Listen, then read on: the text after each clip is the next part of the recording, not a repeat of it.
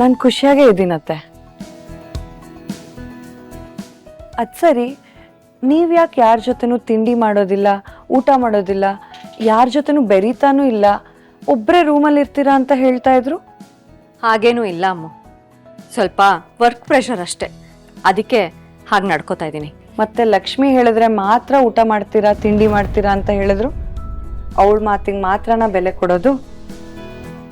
ಅವಳ ಮಾತಿಗೆ ಮಾತ್ರ ಬೆಲೆ ಕೊಡೋದು ಅಂತ ಅಲ್ಲ, ಅವಳು ಯಾಕೋ ನನಗೆ ತುಂಬ ಹತ್ರ ಅನ್ನಿಸ್ತಾ ಇದ್ದಾಳೆ. ನಾನು ಊಟ ಮಾಡಲ್ಲ, ತಿಂಡಿ ಮಾಡಲ್ಲ ಅಂತ ಹಠ ಮಾಡಿದ್ರೆ ಅವಳು ನನ್ನನ್ನು ಕರ್ಕೊಂಡು ಬಂದು ಕೂರಿಸಿ ಊಟ ಮಾಡಿಸ್ತಾಳೆ.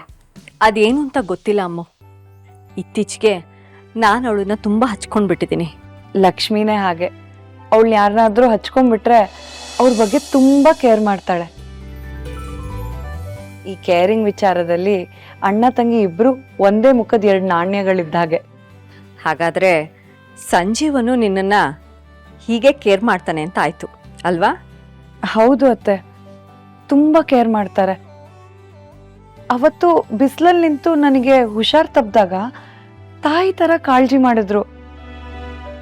ನನಗೆ ಜ್ವರ ಬಂತು ಅಂತ ರಾತ್ರಿ ಎಲ್ಲ ಕೂತು ನನ್ನ ಬಗ್ಗೆನೇ ಕೇರ್ ಮಾಡ್ತಾ ಇದ್ರು. ಈ ವಿಚಾರದಲ್ಲಿ ಅವ್ರಿಗೆ ಅವರೇ ಸಾಟಿ. ಲಕ್ಷ್ಮಿನೂ ಹಾಗೆ, ಅವಳು ಮಡ್ಲಲ್ಲಿ ತಲೆ ಇಟ್ಕೊಂಡು ಮಲ್ಕೊಂಡ್ರೆ ನನ್ನನ್ನೇ ನಾನು ಮರ್ತು ಬಿಡ್ತೀನಿ. ಅಮ್ಮನ ಮಡ್ಲಲ್ಲೇ ಮಲಗ್ದ ಹಾಗೆ ಅನ್ಸುತ್ತೆ. ಇವತ್ತು ನೋಡು, ಪೂರ್ತಿ ದಿನ ಅವಳು ನನಗೆ ಮಾತಾಡೋದಕ್ಕೆ ಸಿಕ್ಕೇ ಇಲ್ಲ. ಆದಿ ಫ್ರೆಂಡ್ಸು ಅಂತ ಅವ್ರ ಜೊತೆಗೆ ಇದ್ದಾಳೆ. ನಾಳೆ ಬೆಳಿಗ್ಗೆ ಬರಲಿ, ಇಡೀ ದಿನ ಅವಳನ್ನ ನನ್ನ ರೂಮಲ್ಲೇ ಕೂಡ ಹಾಕೋತೀನಿ.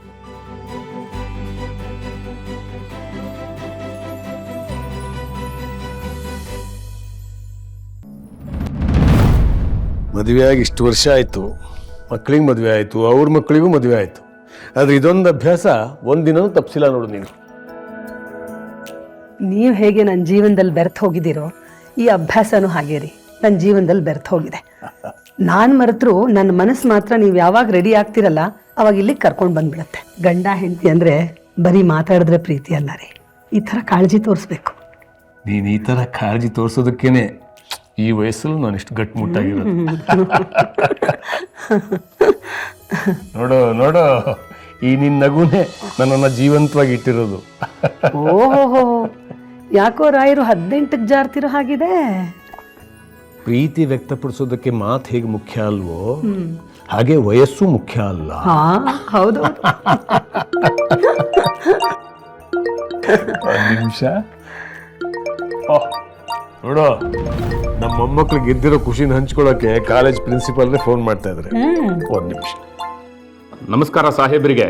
ನಮಸ್ಕಾರ, ಹೇಳಿ. ಏನು ಹೇಳೋದು ಸರ್, ಅಷ್ಟೊಂದು ಹೈ ಪ್ರೊಫೈಲ್ ರೆಕಮೆಂಡ್ ಇದ್ರು ನೀವೇ ಬಂದು ನಿಮ್ಮ ಮೊಮ್ಮಗಳು ಲಕ್ಷ್ಮೀ ಪರವಾಗಿ ಮಾತಾಡಿ ಅವಳನ್ನು ಅಡ್ಮಿಷನ್ ಮಾಡಿಸಿದ್ದು ನೀವೇ ಅಲ್ವಾ? ಓದೋ ಮಕ್ಕಳಿಗೆ ಪ್ರೋತ್ಸಾಹ ಕೊಡೋದು ನಮ್ಮ ಕರ್ತವ್ಯ ಅಲ್ವಾ?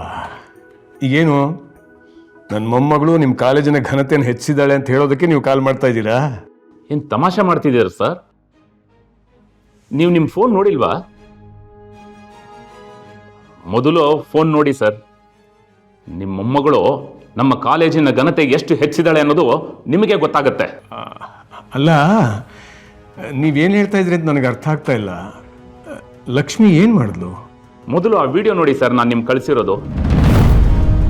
ನಿಮ್ಮ ಮೊಮ್ಮಗಳು ನಮ್ಮ ಕಾಲೇಜಿನ ಹೆಸರಿಗೆ ಮಸಿ ಬೆಳೆದಿದ್ದಾಳೆ. ಇನ್ನು ಅವಳನ್ನ ಇಲ್ಲೇ ಇಟ್ಕೊಂಡ್ರೆ ಅವಳ ಮುಂದೆ ನಾವುಗಳು ತಲೆ ಬಗ್ಗಿಸ್ಬೇಕಾಗತ್ತೆ ಅಂತ ನಿಮ್ಮ ಮೊಮ್ಮಗಳನ್ನ ಈಗಲೇ ಕಾಲೇಜಿಂದ ಮನೆ ಕಳಿಸ್ತಾ ಇದ್ದೀನಿ. ನಿಮ್ಮ ಮನೇಲೆ ಇಟ್ಕೊಂಡು ನಿಮ್ಮ ಘನತೆನ ಹೆಚ್ಚಿಗೆ ಮಾಡ್ಕೊಳ್ಳಿ ಸರ್. ನಮಸ್ಕಾರ. ರೀ ಏನ್ರಿ ಇವರು ಏನೇನೋ ಮಾತಾಡ್ತಿದ್ದಾರೆ, ಅದೇನು ವಿಡಿಯೋ ಅಂತ ನೋಡಿ ಮೊದಲು.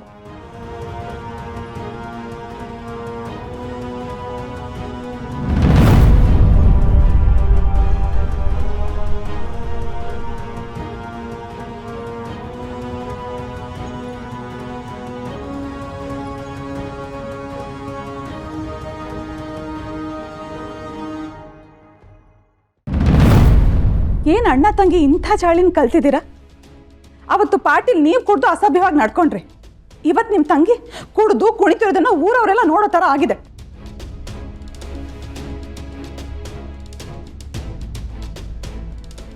ಅಲ್ಲ ಸಂಜೀವ, ನಿನ್ನ ತಂಗಿಗೆ ಇದೇನಾ ಪಾಠ ಹೇಳ್ಕೊಟ್ಟಿರೋದು? ಸ್ವಂತ ತಂಗಿಗೆ ಸಂಸ್ಕಾರ ಕಲ್ಸೋಕ್ಕಾಗಲಿಲ್ಲ, ಇನ್ನು ಸ್ಕೂಲಲ್ಲಿ ಪಾಪ ಆ ಚಿಕ್ಕ ಚಿಕ್ಕ ಮಕ್ಕಳಿಗೆ ಅದೇನು ಪಾಠ ಕಲಿಸ್ತಿರೋ ಏನೋ. ಅಮ್ಮ ಚಿಕ್ಕಮ್ಮ, ನೀವಿಬ್ರು ಸ್ವಲ್ಪ ಸುಮ್ಮನೆ ಇರ್ತೀರಾ? ಪಾರ್ಟಿಲಿ ಸಂಜೀವ್ ಅವರು ಬೇಕು ಅಂತ ಕುಡ್ದಿದ್ದಲ್ಲ, ಅವ್ರಿಗೆ ಅಭ್ಯಾಸನೂ ಇಲ್ಲ. ಅವ್ರು ಕುಡಿಯೋ ಜ್ಯೂಸಲ್ಲಿ ಯಾರೋ ಅದನ್ನ ಮಿಕ್ಸ್ ಮಾಡಿ ಕೊಟ್ಟಿದ್ದಕ್ಕೆ ಹಾಗಾಗಿದೆ. ಈಗ ಲಕ್ಷ್ಮಿಗೂ ಹಾಗೆ ಆಗಿರ್ಬಹುದಲ್ವಾ?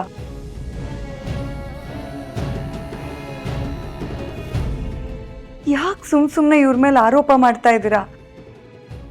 ಅಕ್ಕ ತಮ್ಮ ಇಬ್ರು ಅವರಿಗೆ ಸಪೋರ್ಟ್ ಮಾಡ್ಕೊಂಡು ಮಾತಾಡ್ತಿದ್ದಾರಲ್ಲ, ಹಾಗಾದ್ರೆ ನನ್ನ ಮಾತಿಗೆ ಬೆಲೆನೇ ಇಲ್ವಾ?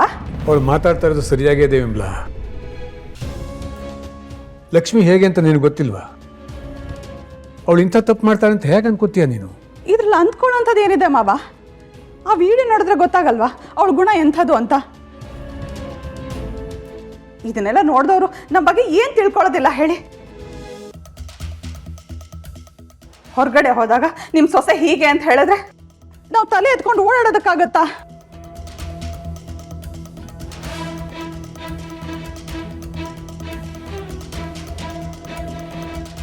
ವಿಮಲಾ, ಸರಿ ತಪ್ಪು ಗೊತ್ತಿಲ್ಲದೆ ಲಕ್ಷ್ಮಿ ಮೇಲೆ ಆರೋಪ ಮಾಡೋದು ಬೇಡ. ಅವರಿಬ್ಬರು ಮನೆಗೆ ಬರಲಿ, ಆಮೇಲೆ ಏನು ಅಂತ ವಿಚಾರಿಸಿದ್ರಾಯ್ತು. ಸರೋಜ ಹೇಳ್ತಿರೋದು ಸರಿಯಾಗೇ ಇದೆ. ಈಗಾಗಲೇ ನನ್ನ ಮೊಮ್ಮಗನ ಮೇಲೆ ಒಂದ್ಸಲ ಅನುಮಾನ ಪಟ್ಟು ತಪ್ಪು ಮಾಡಿದ್ದೀನಿ. ಮತ್ತು ಅದೇ ತಪ್ಪನ್ನು ಲಕ್ಷ್ಮಿ ಮೇಲೂ ಮಾಡೋಕ್ಕೆ ಸಾಧ್ಯ ಇಲ್ಲ ನಾನು. ನೀವೇನೋ ತಪ್ಪು ಮಾಡೋದಿಲ್ಲ ಮಾವ, ಆದ್ರೆ ಈಗ ತಪ್ಪು ಮಾಡಿದಾರಲ್ಲ, ತಪ್ಪು ಮಾಡಿರೋದನ್ನ ನೀವು ನೋಡಿನೂ ತಪ್ಪು ಮಾಡಿಲ್ಲ ಅಂತ ಹೇಳ್ತಿದ್ದೀರಾ. ಹೊರಗಡೆ ಜನ ಕೇಳಿದ್ರೆ ಏನು ಹೇಳ್ತೀರಾ ಮಾವ? ಚಿಕ್ಕಮ್ಮ, ಹೊರಗಿನವರು ಏನು ಬೇಕಾದರೂ ಮಾತಾಡ್ಕೊಳ್ಳಿ, ಆದರೆ ಮನೆಯವರಾಗಿ ನಾವೇ ಅನುಮಾನ ಪಡೋದು ತಪ್ಪಲ್ವಾ? ನಾವ್ಯಾರಾದ್ರೂ ಇಂಥ ತಪ್ಪು ಮಾಡಿದಿದ್ರೆ ಸುಮ್ಮನೆ ಬಿಟ್ಬಿಡ್ತಿದ್ರ? ನಮ್ಮ ಇಡೀ ಜನ್ಮನೇ ಜಾಲಾಡ್ಬಿಡ್ತಿದ್ರು.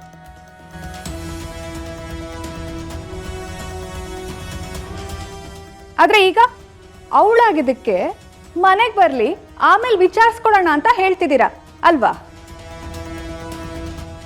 ಈಗ ಮಾತು ಸಾಕು, ಸಣ್ಣ ವಿಷಯನ ದೊಡ್ಡದು ಮಾಡೋದು ಬೇಡ. ಹೌದು, ಪೂರ್ತಿ ವಿಷಯ ಗೊತ್ತಿಲ್ಲದೆ ನಾವೇನೇನೋ ಮಾತಾಡಬಾರ್ದು. ಸದ್ಯಕ್ಕೆ ಅವ್ರು ಬರೋವರೆಗೂ ಸುಮ್ಮನಿರಿ.